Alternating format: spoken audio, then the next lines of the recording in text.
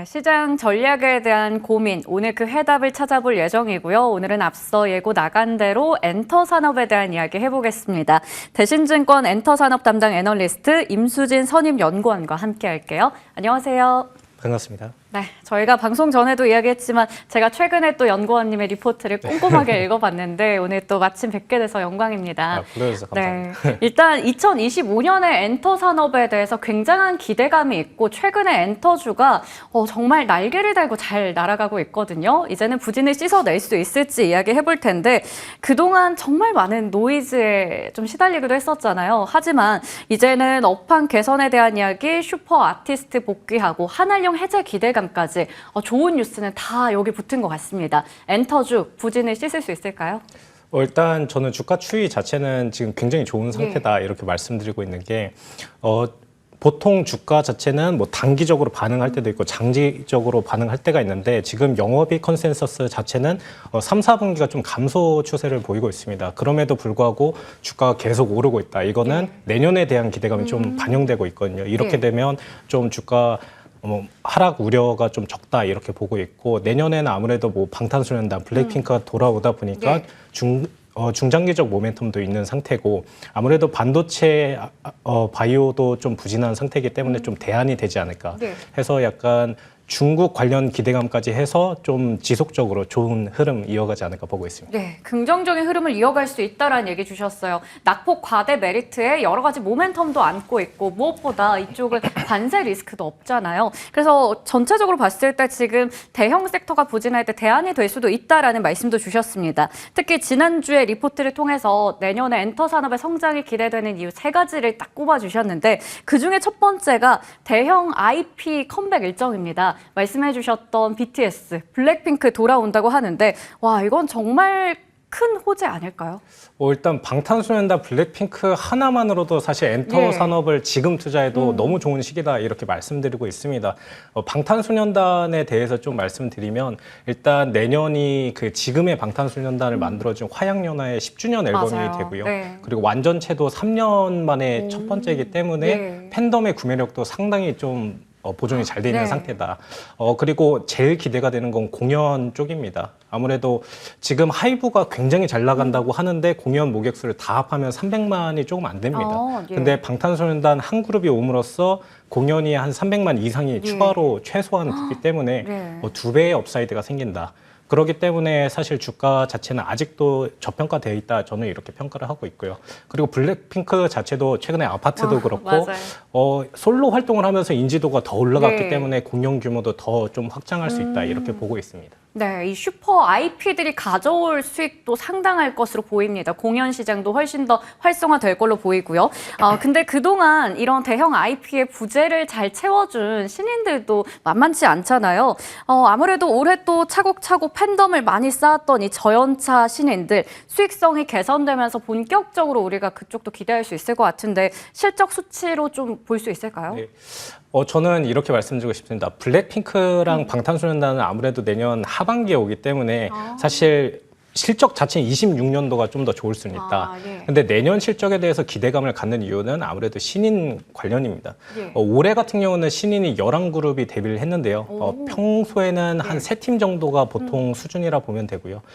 신인 데뷔에서는 초기 비용이 굉장히 큽니다. 한 그룹당 한 50에서 100억 정도 드는데 이게 3그룹에서 11그룹으로 가다 보니까 올해 특수하게 좀 수익성이 많이 감소했다. 근데 내년에는 신인 데뷔 그룹이 한 3팀 정도로 좀 정상화될 예정입니다. 그러다 보니까 자연스럽게 OP 마진 개선도 내년에 좀 나올 예정이고요. 올해 비용이 한 600에서 1000억 정도 들었는데 그게 한 150억 수준으로 좀 낮아진다. 그래서 자연스럽게 좀 올라갈 것으로 보고 있습니다. 네. 아무래도 신인들은 사실 마케팅부터 해서 초기에 투자가 많이 들어가는데 그런 부담도 있었고 내년부터는 그 신인 그룹들의 대비 숫자도 많이 좀 정상화되면서 수익성 회복될 거다라는 부분 짚어주셨어요. 그리고 엔터하면 음반 판매량도 상당히 중요한데 그동안 좀 꽁꽁 얼어붙어 있었거든요. 이것도 반등할 수 있을까요? 일단은 내년에는 그 신인들의 성장세 이런 것도 감안하고 그리고 또 블랙핑크, 방탄소년단도 음반 판매량이 굉장히 크기 때문에 내년 음반 판매량은 올해 대비해서 무조건 성장할 수밖에 없다 이렇게 말씀드리고 있어요. 근데 다만 말씀드릴 부분은 그 코로나 기간 동안 폭등하듯이 좀 성장세가 높게 나오기는 어려운 환경이다라고 말씀드리고 있습니다. 그 이유에 대해서는 최근에 그 팬덤 문화에 대해서 좀 네. 변화가 좀 있었습니다. 2010년대 초반부터 초동 경쟁 문화라 해서 뭐 음반을 많이 사면 우리 네. 아티스트가 잘 나가 그렇죠. 이런 것들을 보여주는 문화가 네. 있었는데 그게 작년에 좀 과열됐다가 이제 식는 분위기고요. 예. 그런 음반 경쟁 문화가 이제는 음원으로 좀 쌓여가면서 음원 지표는 굉장히 잘 나오고 이러한 현상에 있어서는 공연이 좀 기대가 되는데 그거는 중장기적으로 좀 기대해 보실 수 있다 이렇게 말씀드리고 있습니다. 네, 팬덤의 문화에 있어서도 뭔가 변화가 생겼군요. 그 안에 있어서 음원 쪽도 기대되고 그리고 공연은 중장기적으로 성장을 이끌어줄 거다라고 얘기해 주셨어요. 자, 그러면요. 얘기를 들으면 들을수록 와, 지금 엔터주를 안 사는 건 손해인가? 뭐 이런 생각도 드는데 엔터가 대형 4사도 있잖아요. 그 안에서 뭐 내가 좋아하는 아티스트가 있는 것도 있겠지만 좀 성장성 있는 쪽을 투자하는 게 나을지 아니면 엔터주 너무 매력이 많으니까 다 모아둔 ETF를 보는 게 좋을지 고민되거든요. 일단은 내년 엔터 산업 자체는 어떠한 엔터사도 약간 좀 떨어지지 않고 다 좋다 이렇게 예. 말씀드리고 있습니다. 아무래도 공연 규모가 지금 시장이 방탄소년단 블랙핑크만 집중하다 보니까 공연의 확장에 대해서 아직 초입 부분이라고 보고 예. 있는데 내년에 뭐 블랙핑크뿐만이 아니라 뭐 트레저 그리고 배몬도 월드 투어를 돌면서 확장할 거고요. SM도 그렇고 JYP, 하이브 전반적으로 좋기 때문에 사실 분기별로 실적이 좀 달라질 수 있는데 안정적으로 투자할 수 있는 방법은 엔터 산업 ETF에 투자하는 거다 이렇게 말씀드리고 있습니다. 네, 안정적으로 봤을 때는 ETF 투자도 좋다라는 얘기 주셨어요. 그리고 연구원님의 리포트 보니까 탑픽으로는 하이브 꼽으셨거든요. 네. 역시 영원한 대장주인가 뭐 이런 생각도 들고요. 어떤 관점에서 하이브를 최선호주로 꼽으셨는지 투자 포인트와 또 목표 주가 궁금합니다. 네, 하이브 같은 경우에는 사실 저뿐만이 아니라 모든 애널리스트의 탑픽이라고 할 수 있을 것 예. 같아요. 그만큼 약간 확신을 갖고 있는 이유가 내년 성장에 있어서 방탄소년단도 물론 크지만 추가적으로 위버스의 뭐 올해 12월부터 시작될 구독 서비스 이거에서 유료화가 좀 진행이 될 거고요. 플러스 지금 위버스 DM이라는 게 지금 하이브 입점 아티스트가 많지는 않은데 내년에 추가적으로 많이 발생할 네. 예정입니다. 그렇게 되면 컨텐츠 매출에서 상당한 수준의 매출 업사이드가 있고 아무래도 타 엔터사에 대비해서 플랫폼 매출도 좀 성장폭이 클 것으로 보기 때문에 좀 탑픽으로 말씀드리고 있습니다. 네, 여러 가지 투자 모멘텀도 있는데다가 또 여전히 목표 주가를 상향할 수 있는 가능성도 높다라는 관점에서 최선호주로 꼽아주셨어요. 그러면 차선호주도 궁금한데 SM이거든요. 아까 전에 아파트로 네. 최근에 또 로제가 대박이 났는데 그쪽은 YG 엔터잖아요. 그걸 제치고 SM을 뽑으셨다는 건 에스파를 더 좋아하시는 건지 아니면 뭔가 SM의 실적에 대한 또 개선 기대감이 있어서일까요? 일단 개인적으로는 사실 YG 팬덤을 좀 오래 하긴 했는데 숫자로 볼 때는 사실은 4분기까지는 YG가 실적이 좀 부진할 수밖에 없는 게 예. 아무래도 트레저가 4분기에 활동하기로 했다가 내년으로 밀리면서 그렇군요. 이 부분에 있어서 컨센서스 하향 조정이 좀 필요하다 이렇게 말씀드리고 있고요. SM 같은 경우에는 상대적으로 지금 아티스트 퍼포먼스가 굉장히 좋음에도 불구하고 주가 상승률은 엔터 4사 중에 지금 아직은 제일 부진한 상태입니다. 예. 그래서 업사이드가 굉장히 많이 나와 있는데 내년 1분기에도 신인 걸그룹 데뷔 예정인데 굉장히 좋을 것으로 예상이 되고요. 앞으로 공개할 뭐 공연 일정 같은 경우도 에스파도 그렇고 나머지 아티스트들도 좀 큰 규모가 좀 발표될 것이다. 이렇게 보면서 차선호주로 말씀드리고 있습니다. 네, SM이 아무래도 엔터사 중에서 가장 저평가되어 있기 때문에 거기서 또 투자 아이디어를 얻으신 것 같습니다. 차선호주 SM까지 이야기 들어봤고요.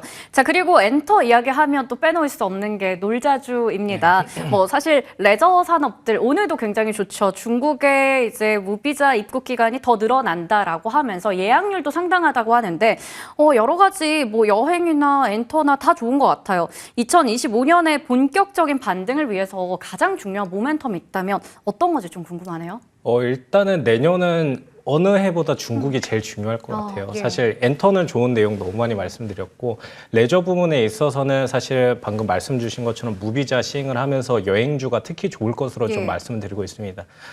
중국 패키지 시장 같은 경우에는 2016년도에 피크를 찍고 지금 계속 감소세를 보였는데 지금 거의 절반 수준도 회복을 못한 상태라 아직 업사이드가 굉장히 많이 남았다 이렇게 말씀드리고 있고요. 저는 특히 하나투어를 굉장히 좋게 보고 있는 이유가 하나투어 같은 경우에는 올해 악재를 굉장히 많이 겪으면서 어떻게 보면 DPS가 좀 많이 하향됐는데 내년에는 큰 폭으로 상향이 돼서 지금 DPS가 한 2,000원 정도면 굉장히 높게 보고 있는데 시장에서는 내년에는 3,000원 이상도 충분히 가능한 상태다. 그래서 배당주로서의 매력까지 좀 내년에 부각돼서 좀 좋지 않을까 이렇게 말씀드리고 있습니다. 네, 레저주 안에서도 이제 중국의 모멘텀 우리 잘 눈여겨봐야 되는데 탑픽으로는 하나투어 말씀해 주셨어요. 내년에 1월에 지표도 중요하고 배당 관련된 모멘텀까지 있다라는 부분 함께 언급해 주셨습니다. 오늘 엔터부터 마지막에 레저주까지 자세하게 연구원님과 이야기 나눠봤습니다. 지금까지 대신증권 임수진 선임연구원과 함께했습니다. 말씀 감사합니다. 네, 감사합니다.